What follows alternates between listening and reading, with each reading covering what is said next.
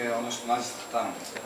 Zato što Atlantik zapošljava najviše ljudi, otprilike nekih prosjeku 50-60 ili tako nešto, ali naravno da Atlantik ne može da obezbedi svima po tom ugovoru između 35 i 40 sati, naravno.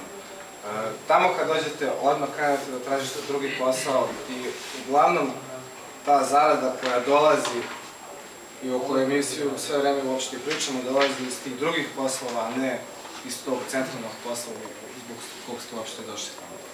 To je neko moje iskustvo koje sam ja uspio da vidim kroz razgovor sa drugim kolegama koji su radili tamo. Do duše, ja sam imao, na primjer, sreće, moj prvi posao bio u Sandbaru i evo, ja sam već 2 godine bio tamo radio.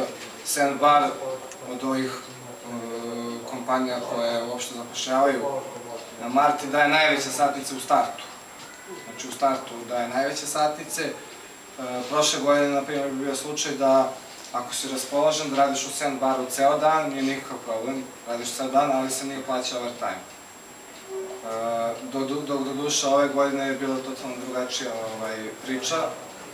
Dobiješ 40 sati, 42, 3, 4 dobiješ ako je baš neka, kako da kažem, busy nedelja, ako je baš zauzet restoran, ako je neki praznik u pitanju ili tako nešto. Tako da, eto, na primjer, to su neke 2 različite situacije u kojima sam ja učestvovao što se tiče Sandbara, koje je, može slobodno da se kaže, jedno od najboljih mesta za rad na ostrvu Mati.